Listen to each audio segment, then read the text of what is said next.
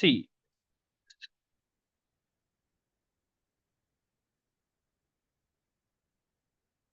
so GDPR and HIPAA are compliance requirements. Okay. So as you already know, it's a law. Okay. Or HIPAA is a law. So now when it comes to cybersecurity, there are few domains. Yesterday we were talking about the domains, right? So,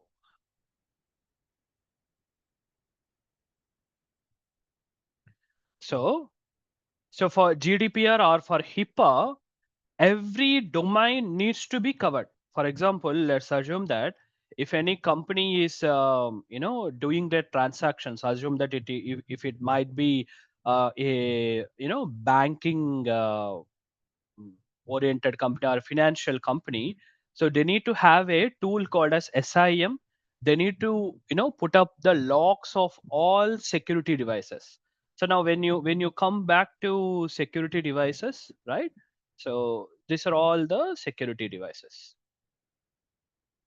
I thought of covering this in my upcoming slides, but since you asked this question, right? So we have different types of security devices, right? Like we have firewall, we have antivirus, we have threat intelligence, we have VPNs, vulnerability assessment servers, proxy. So proxy, in the sense, it's not the VPN that you're talking about. Proxy is something where it's like a content filtering.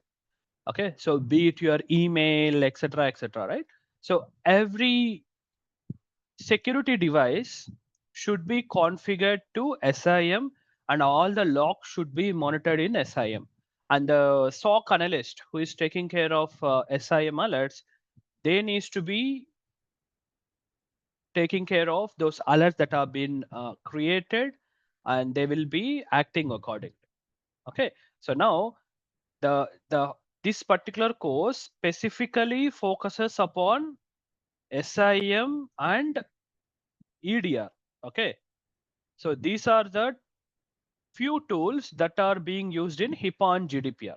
Okay, so we are talking only about cyber security. So HIPAA and GDPR are the compliance requirements.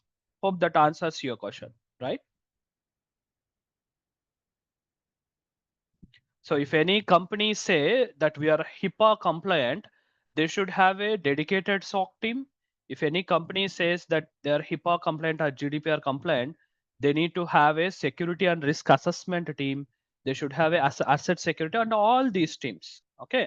So for all these particular domains, they use these security tools, and they will make sure that they are compliant to HIPAA and GDPR.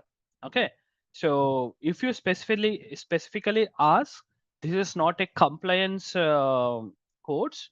This is a technical cybersecurity course that specifically focuses upon the alerts that are being generated in the SIM tool, the investigation that needs to be performed, and the incident response that needs to be carried out. Okay, so we'll be playing up with the malware. We'll be taking care of network captures, etc. So that's how this is a technical course. Okay, so your requirement is purely upon non-technical. So if you're looking at HIPAA and GDPR, yes, we cover only SIM and EDR. Hope that answers your question. Are you good?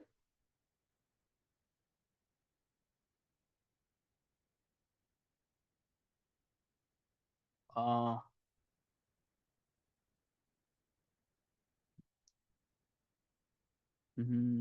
any response from your side? Because see, you are the only student in the class, and Mr. Muhammad, you two are the only students at this point of time. If you people are not interacting, then it would be a nightmare for me, during the class. So I appreciate if you can give a response, Mr. Muhammad or Santosh.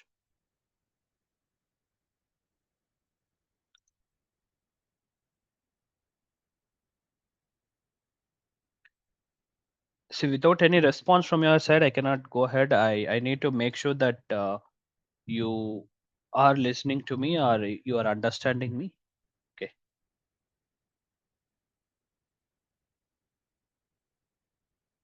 Yes, that's what I'm trying to say. See, cybersecurity is a vast thing. Okay, see, I'll tell you a very in a very easy manner. See, assume that would you able to clear your 1 to 12th class all 12 years uh, schooling or academics in one particular single year? You cannot do, right? In the same manner, these are all the broad domains of cybersecurity. Okay, so all together will contribute for the success of GDPR and HIPAA. Okay, so if you are looking for a HIPAA or GDPR implementation, then you probably needs to go for a GRC training. Okay, so this particular security and risk management, right? So there is something called as a GRC. So if you are looking for an auditing perspective, then this course is not meant for you. This is a technical course. This is not an auditing course. Yes, so live practical would be on SIM. We'll be focusing upon EDR and we'll be focusing upon the network packet capture. Okay, so as I mentioned earlier, so this is the technical day-to-day concept that we are going to cover in this particular class. Are you good?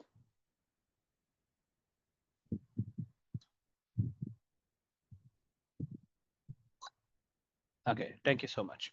Yes, I could see a few more people join. Let's see who are all there. uh, okay, I could see two Santosh. Is it two different persons or one person joined twice? Uh, so I can see Santosh Shaler and a normal, with the name Santosh.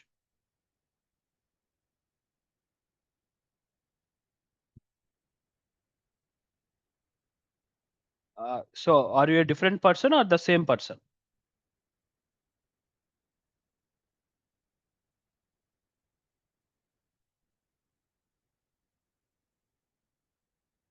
Okay, Santosh Kumar, can you give a quick brief about yourself? Okay, okay. So, so have you joined yesterday's class or is this your day one or day two?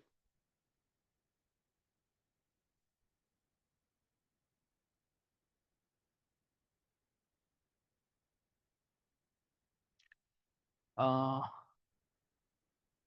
no, my question is, so is this your second class or have you joined yesterday? Or this is your first class? Can you please unmute and talk? And yes, we have Mr. Shivam, second class. Okay, thank you. Hey, hi, Shivam. Very good evening. So, can you please give a quick intro about yourself?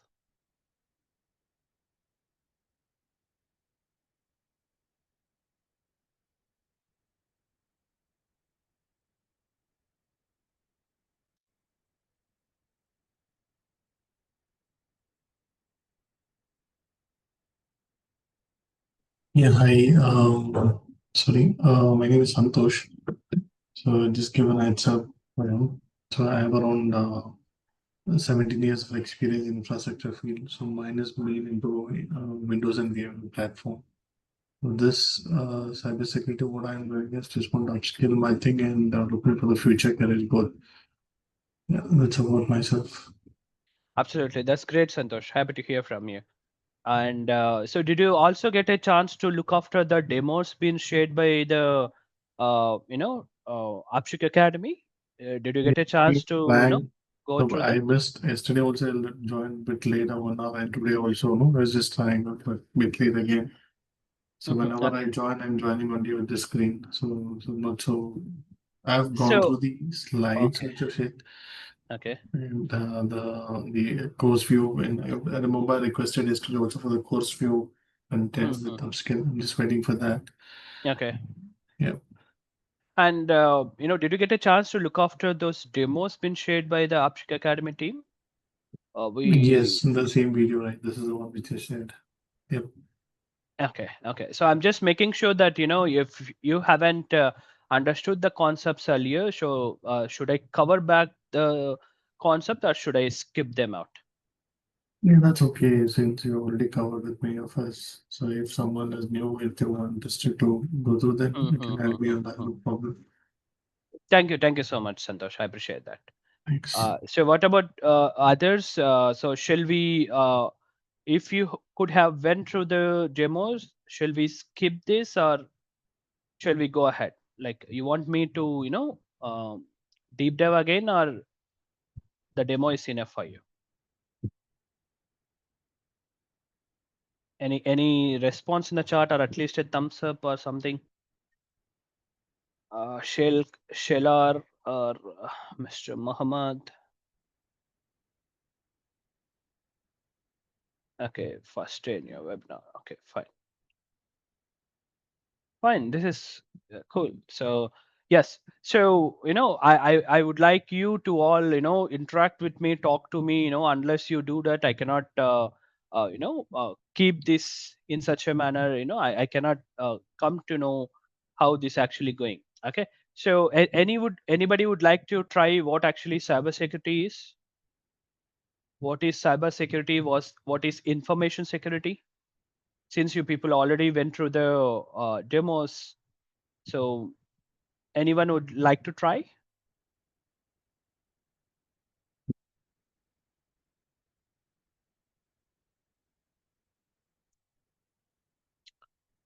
Uh, Anyone? So what is information security? What is cyber security? At least, right? Like before we start, we need to understand what we are going to protect or what are we going to do.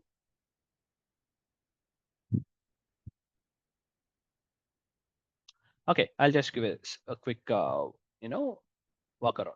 So information security is something, as an admin, like, Mr. Santosh or someone who is a cloud admin in their company, if they are working to protect the digital assets or the data or, any kind of infrastructure of a particular organization, then they are working on a information security concept.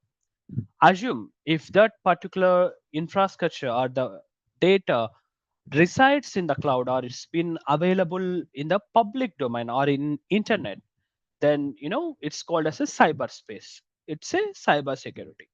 So in information security, the major scope of the cyber security engineer or for the security engineer would be protecting the digital assets of that particular company. But assume if you're doing a cyber security engineer job, then there might be a situation that you might be protecting something over internet. Very good example is we have a cloud admin, right? So this could have been a SaaS platform, or this might be an platform as a service, right? So you need to take certain steps. You need to make sure that the infrastructure are being protected from any malicious attacks, right? So that's all cybersecurity deals about. So now, why are we doing this? Why are we doing this? Any guess? So why do we need to protect the company's digital assets?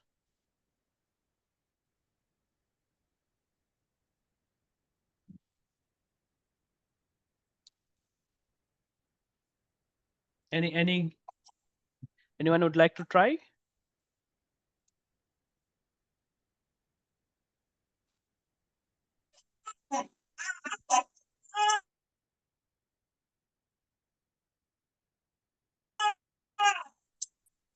Yes, Mr. Naveen, would you like to answer that?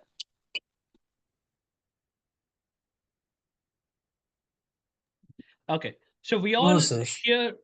Okay. So we all here, in order to protect the, we need to adhere for protecting the confidentiality, integrity, and availability of the company data.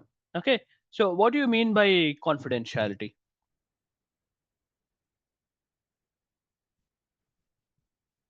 Anyone would like to try? Any messages in the group? Okay, financial losses. Okay, fine. So confidentiality is something that you're making sure that the data is not disclosed to the unauthorized entities. Assume that there might be a secret file or there might be a confidential file, or assume that let's take a perfect example of a Coca-Cola recipe, right? So how they do, right? The particular secret has been maintained in such a manner. If that gets disclosed to a third party or any other person other than the respective persons, then the confidentiality has been lost. There might be a chance of reciprocating this particular recipe, right? Or assume that during the war time, the respective agencies will exchange the information which is very confidential. So assume that if that could have been visible to the third party or not to someone who's not intended to see, then absolutely this can put the entire system into chaos. So that's what we are protecting. So confidentiality is something we'll make sure that it's not getting in hands of unauthorized people. And with respect to integrity, so assume that you kept some file in your laptop, or assume that you kept an important file that has been designed for getting a contract. So now assume that you have quoted this particular contract for $50. So now what if the competitor of your organization performs a malicious attack on your computer or infrastructure? They compromise, they come to know about this particular contract, and they will edit this saying that this can be for $500. So now assume that without any verification, or they will get through the same file, then the company would be under losses, right? So the competitor will quote the price for $40, and they might be in a position to win that particular project. That's in the case of integrity. And with respect to availability, assume that if the same file assume that you had an image, a secret image, or you have some personal photos that are been saved in your domain, then assume if there is any malicious activity and this particular file has been locked, or it's been encrypted by the ransomware activity, then you could not able to access the file again. Then that's an attack on the availability of the product or the respective data file, right? So hope you are good about confidentiality, integrity, and availability. Shall we proceed further?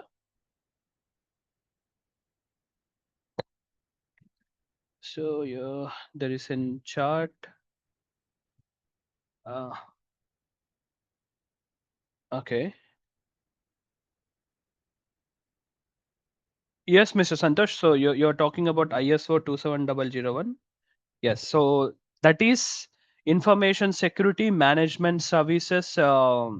Regulation that companies like TCS or Infosys, right? A company who are providing the managed services that they need to adhere. You got it right? Yeah. Okay. Thank you. So why it is important? Why the confidentiality, integrity, and availability is important? Because of the regulatory issues, right? Mr. Santosh mentioned in the chat, the companies might be in a position that they are supposed to adhere for regulations like HIPAA, or HIPAA is purely focused upon the healthcare industry. So what about Sarbanes-Oxley Act, Santosh? Did you get a chance to hear about that? So which particular industry that talk that actually focuses upon? Anyone?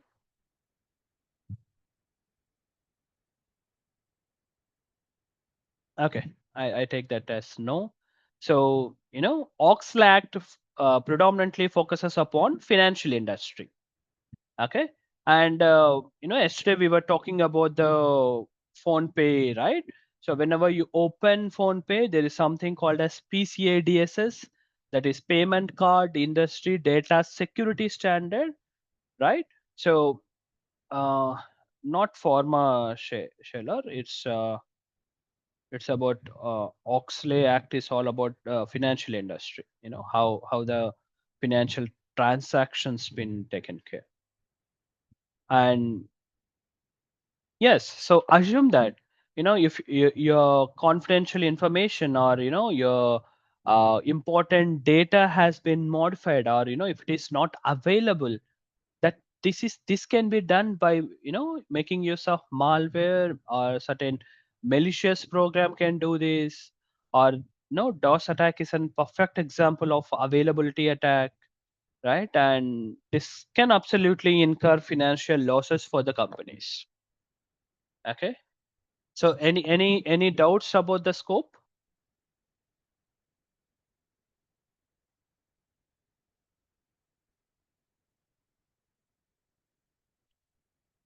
Uh, any doubts, or any? Are you good? Okay. So security attacks. So there are different types of attacks that happens upon the confidentiality, integrity, and availability of any company, because the attacker trying to sniff, or he would like to secretly monitor the traffic that is going on, or he would like to modify something. These are all the few examples of security attacks, right? So snooping is something, assume that if you're already doing the transaction, so he might be silently listening to your transaction, and he may do the financial traffic analysis. So perfect example is the MITM attack. So assume if your router or network device is running with some kind of vulnerability, now there might be a chance that someone can compromise that, and they can do the traffic analysis. Modification, right? Like modification is something that has been modified. Assume as we discussed earlier, assume you have quoted something for the contract, and the competitor could have seen that, they could have successfully compromised your computer, and they could have modified the quotation amount. Masquerading, like looking after the data, making sure that the integrity has been compromised. Replaying, so replaying is something sending out the token again and again, or they can use this type of attacks purely in the financial transactions. Repudiation, see, I'm just walking over through this concept quickly, because the demo is already available. Repudiation, so making sure that they are going to deny that they did something. So assume that someone could have sent you an email abusingly, or someone could have did some kind of mistake. So if they are denying it, right, so they do this. So we use a security control called as non-repudiation for that. And DOS attack, denial of service. So assume that recently we underwent the uh, big billion day from Flipkart or from Amazon. So you could have noticed this, right? Like the web servers may not be responsive, or they may not be available at the right time. So this can be done by the attackers. So making sure, or the competitors, so making financial damage for the respective application, or for the e-commerce giant. So we already covered this. Any doubts till this point?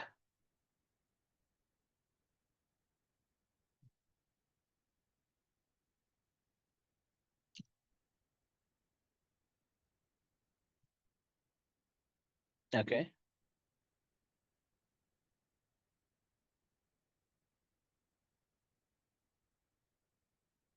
Any doubts? I could see a couple of people dropped off, and we have only Santosh in the call. Yes.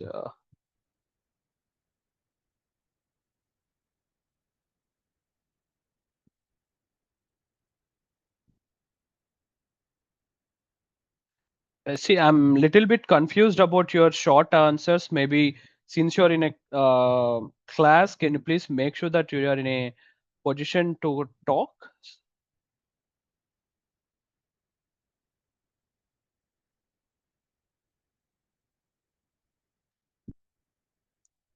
What about you, the other Santosh? Yeah, are you good with these concepts, or shall we, Yep, sorry, I'm just getting out the things here. So since I joined in the middle, right? Okay, gotcha. I'm sorry. Okay. So these are all the, security mechanisms that we use in order to counterattack the, attacks on confidentiality, integrity, and availability. Okay. Encipherment. So anyone would like to try what actually the encipherment is all about?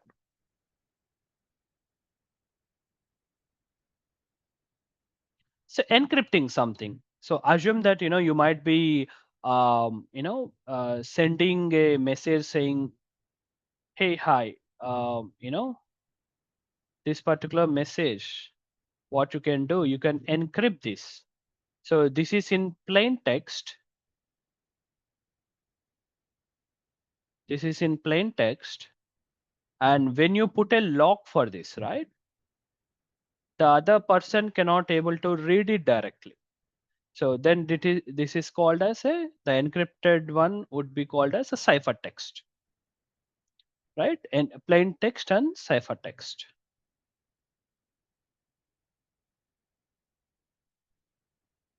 So you can, encrypt and do this. Digital signature, making sure that, the respective data or the respective, message has been received from the intended entity.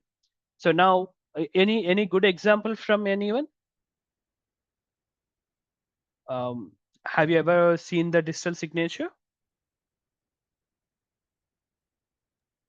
Yeah, the IT filings. So when we do IT, Ha, yeah, yes, absolutely. So on top of that, assume that, you could have downloaded any software in your computer. Okay, so let me get in here. Okay, so I'm getting into my download. So assume that, so there is something called as, I have an exe file here, VirtualBox. What I'll do, I'll go check it out. I'll make sure that I have, downloaded the correct exe. I'm just feared that my network has been, hacked. So this is how you can check it out, right? So the certificate authority, disease set has issued this to Oracle, saying that, this particular software or this particular exe has correctly been downloaded or, issued from the virtual box, right? So why we need to do this? Assume that you might have connected in a public Wi-Fi. Okay. So what hacker can do whenever you, so that's the reason, right? Like whenever you make financial transaction, it is a, best practice of avoiding Wi-Fi's public in public domains. So there might be a chance that someone might be sniffing into your transaction, or, looking after your passwords, capable of stealing them, right? So now assume that you could have went to a, website, and you are trying to download the VirtualBox software. Now what the hacker can do, when you are downloading, when you could have clicked upon the correct software. Okay, so now I'll just show you a demo. Assume that you could have uh, VirtualBox, right? So I go to VirtualBox website. I go to the respective exe, I'll click on the download option. But now what the hacker does whenever the file is getting downloaded, what he'll do, he will insert the malicious code inside that particular exe. Now when that particular exe has been modified, then absolutely there might be a chance of change in the hash file. So this is what you can see. This is what companies does. So anybody aware of checksum, right? If you could see this, so they were clearly mentioning, assume if you are downloading VirtualBox, assume that I'm downloading the VirtualBox Windows version. So it is your job to make sure that you check the hash file again, to make sure that it is not modified in the middle. Okay, and also the digital certificate will provide you an assurance that the correct software has been downloaded. Also they recommend to check the hash value.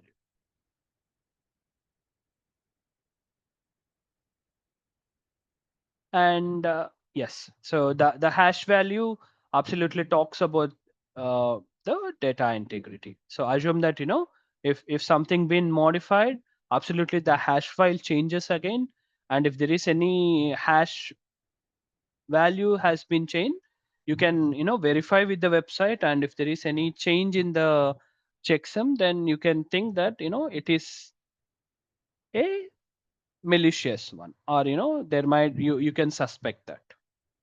Access control. So anyone would like to try about access control?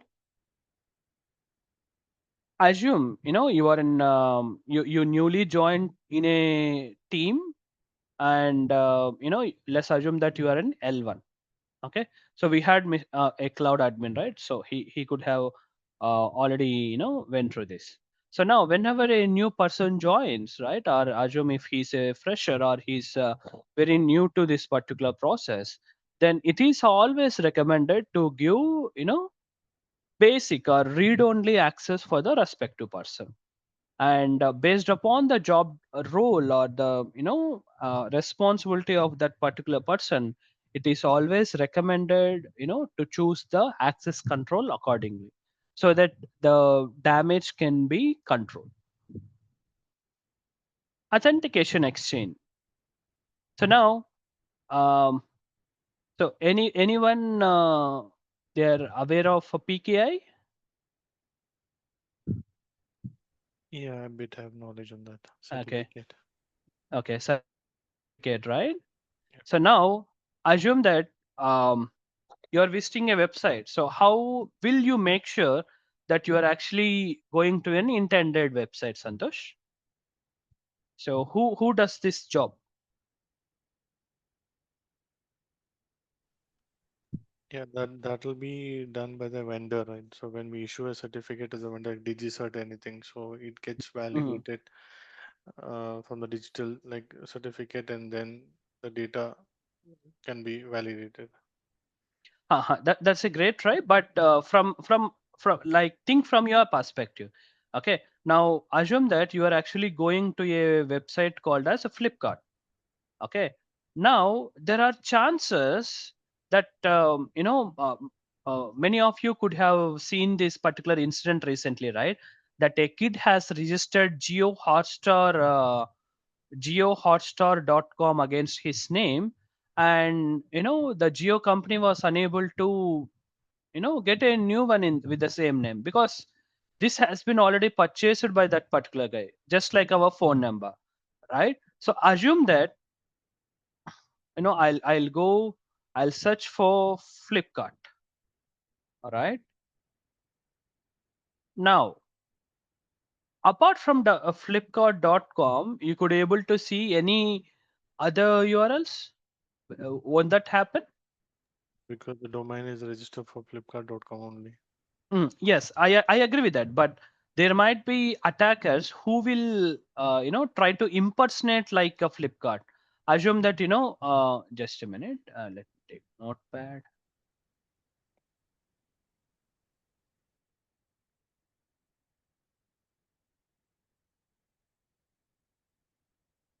So assume that you are intended to go for flipkart.com.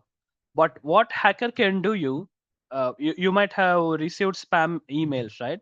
You could have received an URL saying that, flipkart.com. So assume that you are thinking that this is the flipkart.com.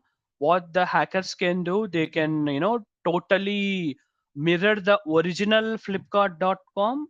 Okay, they whenever you visit this particular flipkart.com, assuming that this is flipkart.com, what attacker can do, he will uh, put up the website in such a manner it looks exactly similar like flipkart.com. Now assume that you do any financial transaction over there. Do you think that your financial information or the card details are in a secured position? Absolutely no, right? So that's the reason whenever you hit a website, or you type a website, what happens? It's your browser. So your browser will be having a repository. So this repository will contain all the certificates that are being issued to Flipkart. Assume that we are talking about Flipkart here, right? So let's go to Flipkart. So now assume that when I open Flipkart, when I see their certificate,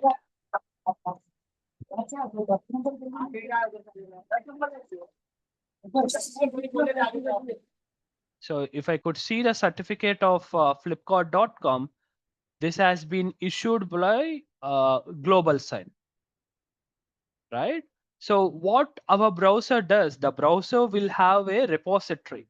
The browser will be having a repository of certificates where they will do a validation. So before I open flipkart.com, what my browser does here, it is the Edge.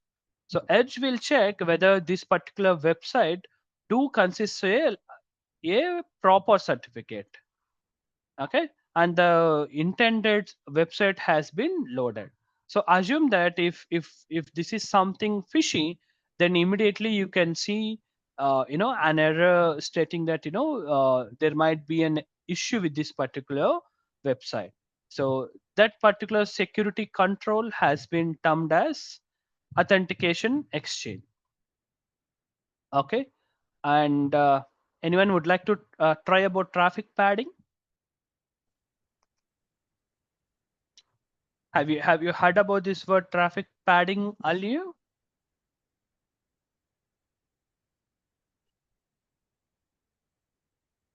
Okay. So now assume that there is a person called as A, and he's sending an information to Mr. B over a public network.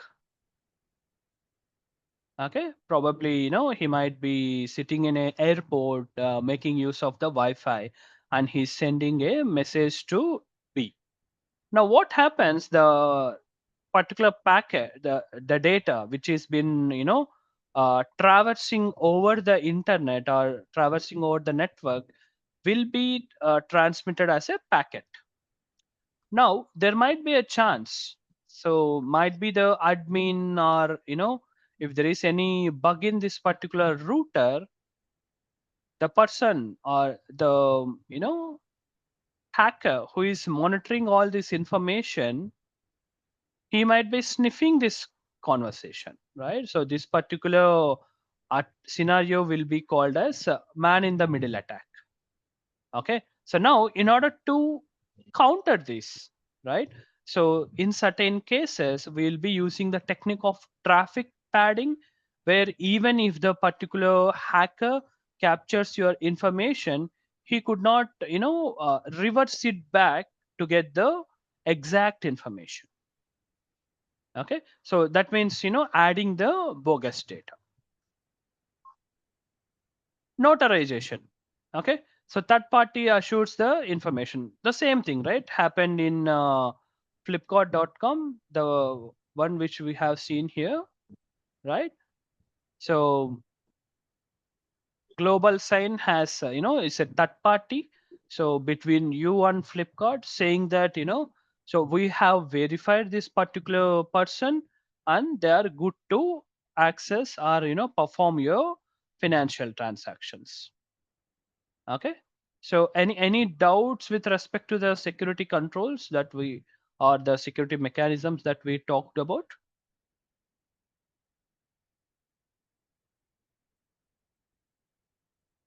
Santosh or Santosh Shaler. Okay, thank you so much. So that being said, so have you heard about the concept called as defense in depth earlier?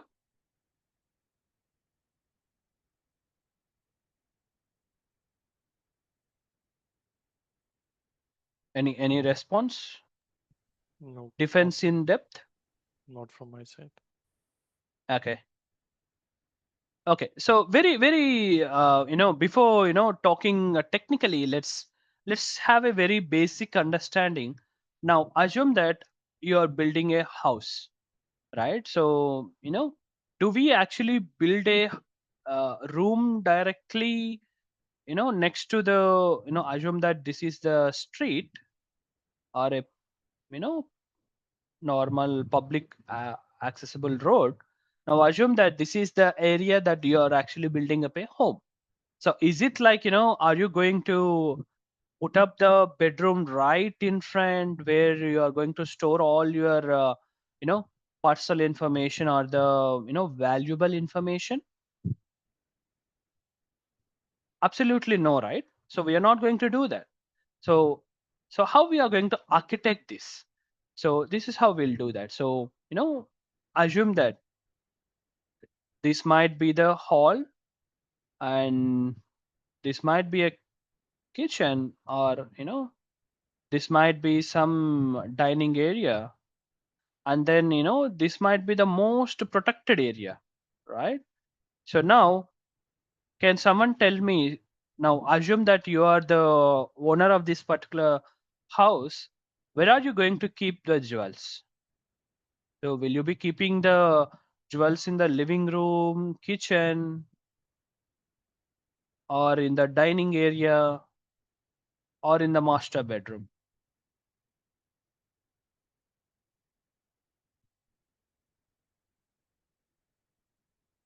General question, right?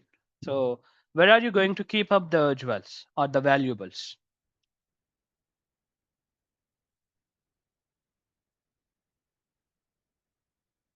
So we'll be keeping up in the most secured place, right? So a place where everyone doesn't get access easily.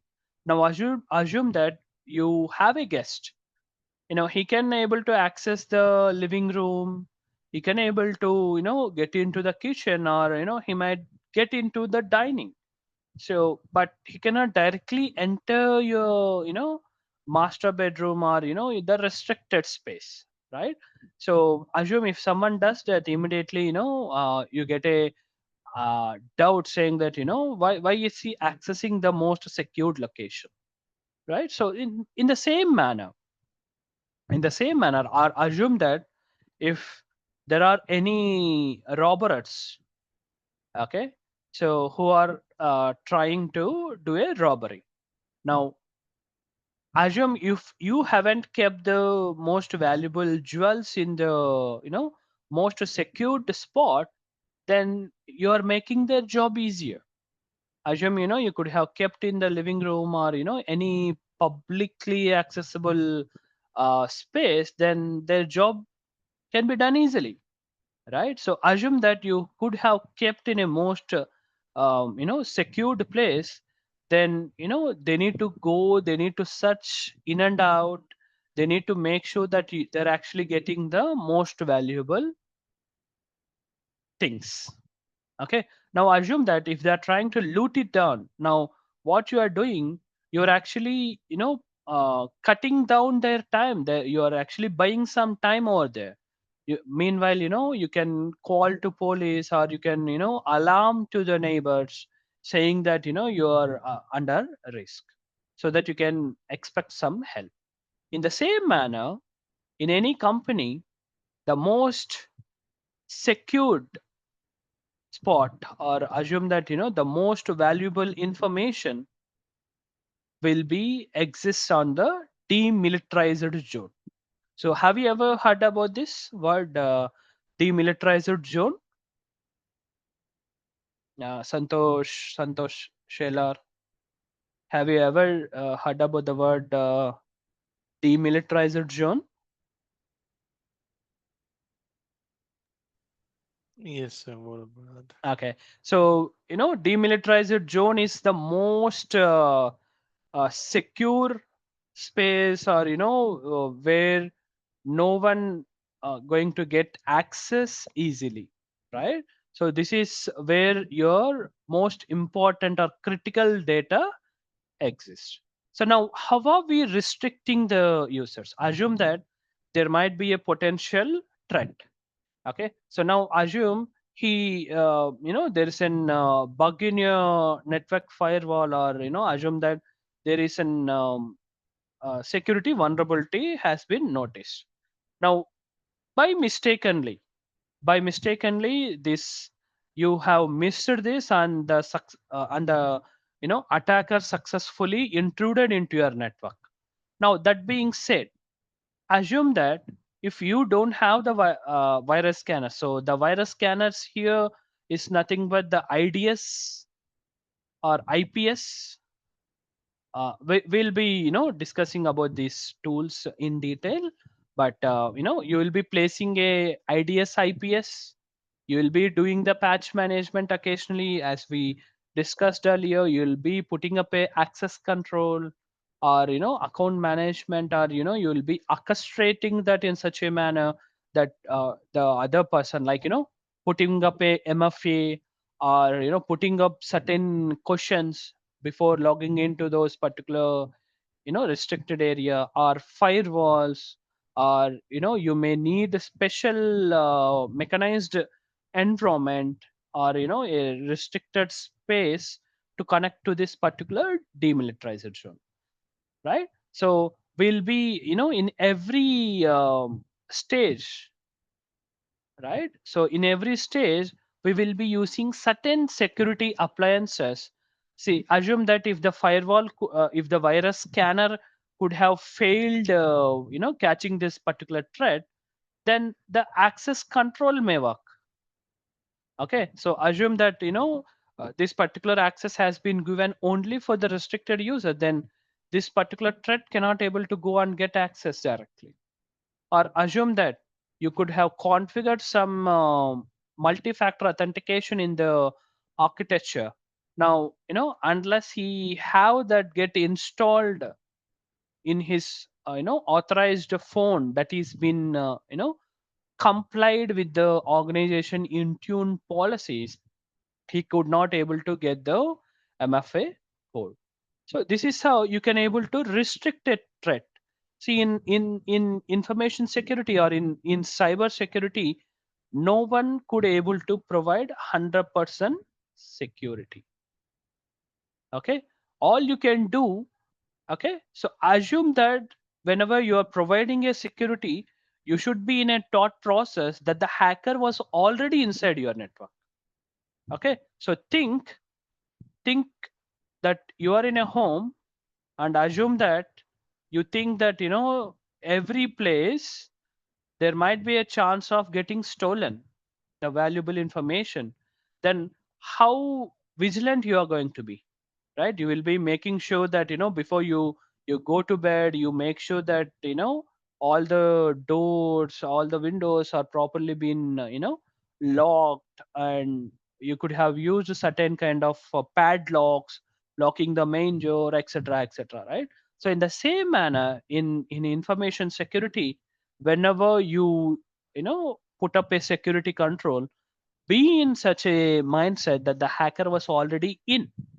Okay, so you take that kind of precautionary measure to control the adversary, or the hacker, in your company's infrastructure by demotivating his lateral movement, okay, from one place to another place.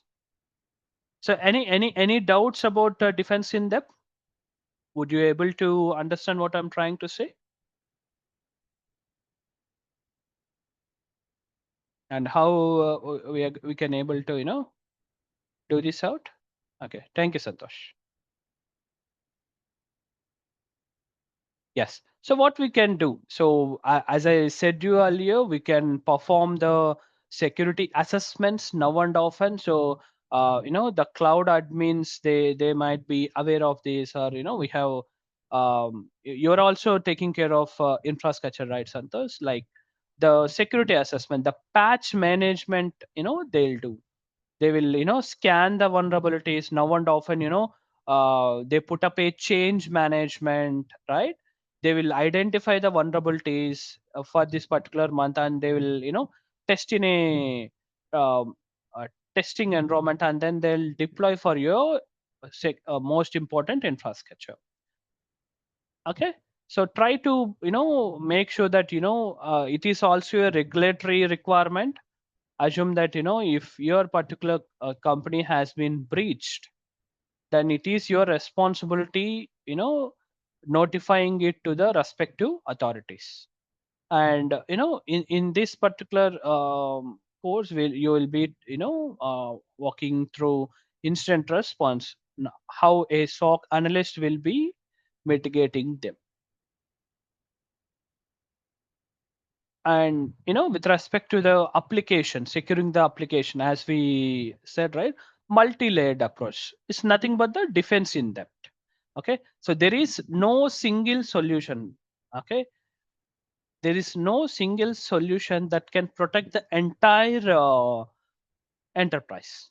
Is the conglomeration of multiple devices, or placing these appliances in multi-layers can give a security. Okay, so expert knowledge. So this is the only reason that the cyber security still need the expertise. And it all also talks about the policies and procedures that you are actually implemented in your organization. Now assume that in a company they haven't enabled the multi-factor authentication. They have just had this logging only through a username and password. Now all it takes is couple of attacks, or bubsuit attacks. An attacker can do, and he can able to compromise the password. It's very easy by making use of sophisticated technologies like a bubsuit. Okay, so it all depends upon what kind of policies you have. Assume that the attacker may need at least 10 to 15 attempts. Now you should configure a policy in such a manner that if any user mistakenly types a wrong password for the consecutively 3 times, then his account should get locked. Okay, or assume if someone truly inputs a password, he should then redirects to a page where he should enter a MFA code. Okay, so these are certain policies and procedures. And last but not the least, the security awareness. Can someone tell me what is the most vulnerable or the weakest point in a company or in a organization? Anyone?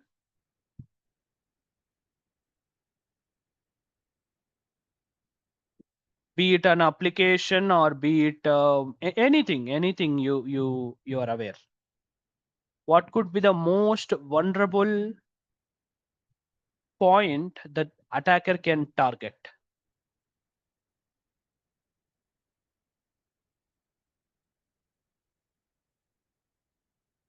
Okay, how many of you are aware of a phishing, wishing, smishing?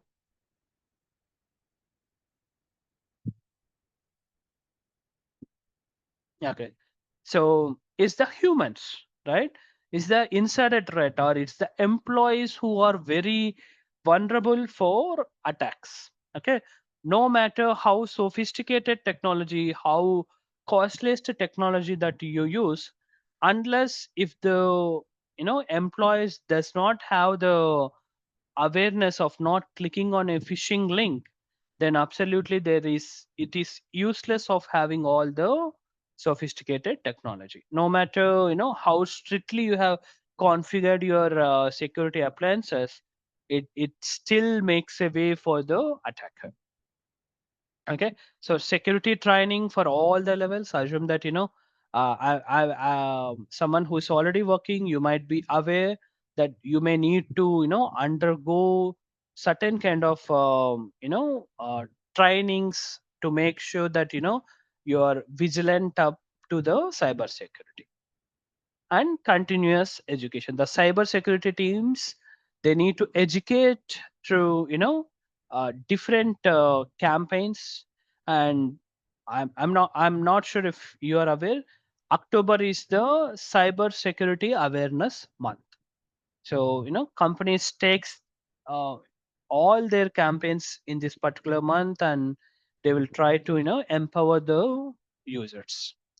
Because many of you are aware that December is the holiday month for the many of the US organizations, right?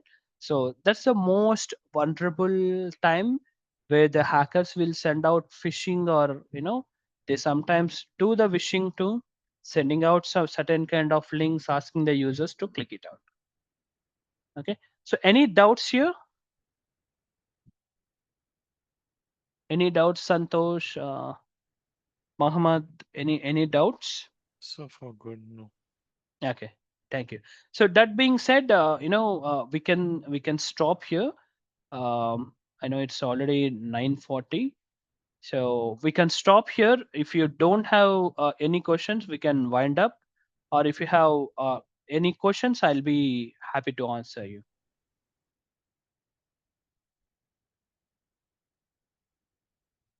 You can stop the recording, Matish. Sure, Sai.